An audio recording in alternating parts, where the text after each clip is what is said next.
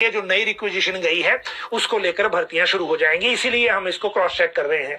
अब अगर मैं आपको ये बताऊं कि जो रिक्विजिशन गई है एजुकेशन में वो 2531 पदों की गई है, भर्तियां जल्दी होने वाली है, तो फिर ट्रोलिंग शुरू हो जाएगी सोशल मीडिया पे जो बेरोजगार बच्चे हैं उनकी तरफ से कि ये जो फिर से एक खबर आ गई कि भर्तियां होंगी और भर्तियां हो नहीं रही।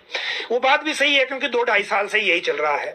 और हैरानी की बात देखिए ये है कि जिस पेपर लीक के कारण 2.5 साल से जो राज्य चयन आयोग या वहां से भर्तियां नहीं हो पाई क्लास 3 की, वही पेपर लीक के रिजल्ट आ रहे हैं, उसी पेपर लीक की भर्तियों के।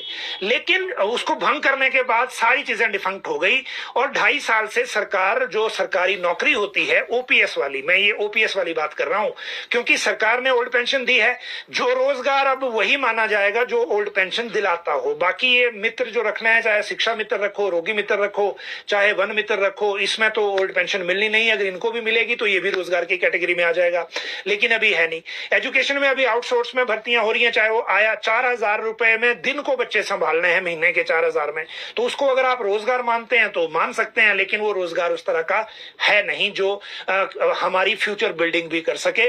और दूसरी बात, अगर ओल्ड पेंशन दी गई है एक जिस सोशल जो रिस्पॉन्सिबिलिटी है उसके लिए, तो फिर वो तो सबकी है, वो सिर्फ उनकी नहीं है जिनको एनपीएस मिलता था, वो सभी की है और फिर सभी को उस तरह से देखा भी जाना चाहिए।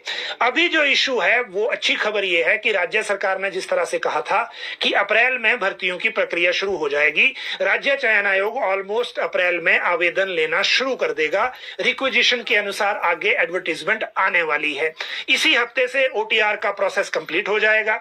दूसरी बात यह, क्योंकि इसमें सीएम ने कहा था, इनको निर्देश दिए थे कि अप्रैल से इसको शुरुआत करो, तो वो 10 अप्रैल का टाइम शायद दिया गया था, लेकिन आईटी डिपार्टमेंट को इसमें पेमेंट गेटवे की इंटीग्रेशन में टाइम लग गया, वो भी इस हफ्ते हो जाएगा। तो उसके बाद ये छुट्टियां जब खत्म होंगी 20 तारीख के बाद 21 से जो हफ्ता शुरू होगा, उसमें मुझे लगता है रिक्विजिशन के अनुसार उसमें जो एडवर्टीजमेंट है पोस्टों की वो आने वाली है। आप लोग जो जो तैयारी कर रहे हैं पोस्टों के हिसाब से वो उसको देख सकते हैं।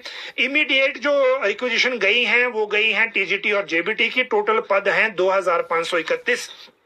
इसमें आर्ट्स के 425 हैं, नॉन मेडिकल के 343 हैं, मेडिकल के 169 हैं, जेबीटी के नए 1162 हैं, पुराने 432 हैं।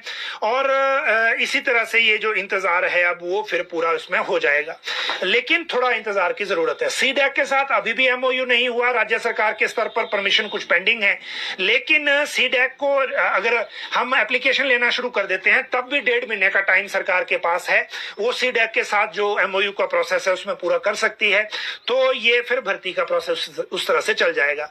ड्राइंग मास्टर जो हैं वो भी आज रिजल्ट को लेकर इंपेशेंट हो गए थे, वो सचिव से मिलने गए थे राज्य चयन आयोग में और उनको आश्वासन मिला है कि जल्दी ही उनका रिजल्ट आ जाएगा। लेकिन उनसे पहले, क्योंकि 5 ये रिजल्ट गए थे, 3 के रिजल्ट घोषित हो गए हैं, 2 बचे हैं, लाइनमैन और ड्राइंग मास्टर। ड्राइंग मास्टर 300 से थोड़ा ज्यादा है, लाइनमैन जो है वो 176 है।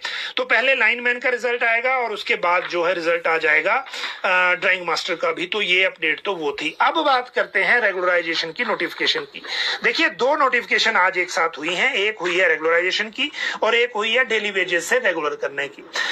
एक जो बची है पार्ट टाइम की वो बची है, मुझे लगता है वो भी जल्दी हो जाएगी। अभी क्योंकि कैबिनेट ने ये परमिशन दे दी थी, कैबिनेट के बाद फाइल आने में जितना कि 3 दिन का वक्त लगता है उसी अनुसार ये नोटिफिकेशन हो गई है। इस नोटिफिकेशन के अनुसार 2-3 चीजें आपको याद रखना जरूरी है। पहली बात यह, जिन्होंने 2 साल पूरे कर लिए हैं 31 मार्च को, उन्हीं को ही एलिजिबल माना जाएगा सब्जेक्ट टू द वैकेंसीज। जिस जिस विभाग में वैकेंसी है रेगुलर के लिए वहां रेगुलर अब होते जाएंगे। रेगुलर कब आपको माना जाएगा, इस नोटिफिकेशन से नहीं माना जाएगा, जब आपका डिपार्टमेंट नोटिफिकेशन कर देगा रेगुलर करने की, उस डेट से आपको रेगुलर माना जाएगा। रेगुलर करने के लिए डिपार्टमेंट अपने स्तर पर स्क्रीनिंग कमेटी बनाएगा, वो करेक्टर सर्टिफिकेट से लेकर फिजिकल फिटनेस सर्टिफिकेट वेरीफाई करेगा वही स्क्रीनिंग कमेटी, और उसी को ऑथराइज कर दिया है, यानी कि सरकार से फाइल पर परमिशन लेने की जरूरत नहीं है। इस नोटिफिकेशन के आधार पर जो अपॉइंटिंग अथॉरिटी है संबंधित विभागों में, वो अपने अपने हिसाब से ऑर्डर इसके कर सकेंगी, ये इसका मतलब हो गया। और जो सैलरी मिलेगी वो minimum of the regular scale, वो रेगुलराइजेशन के बाद सैलरी मिलना शुरू हो जाएगी। जहां तक डेली वेजेस की बात है उसमें भी बहुत सारी शर्तें हैं, लेकिन उसमें मेन चीज ये है, जिन्होंने लगातार 4 साल बिना ब्रेक के या साल में 240 दिन मिनिमम काम किया है डेली वेजेस के तौर पर, उनको रेगुलर करने के ऑर्डर हो जाएंगे, उसी तरह से जो जैसे कि रेगुलराइजेशन के कॉन्ट्रैक्ट वालों के ऑर्डर हो रहे हैं। तो ये आज की जो प्रमुख बातें थी जो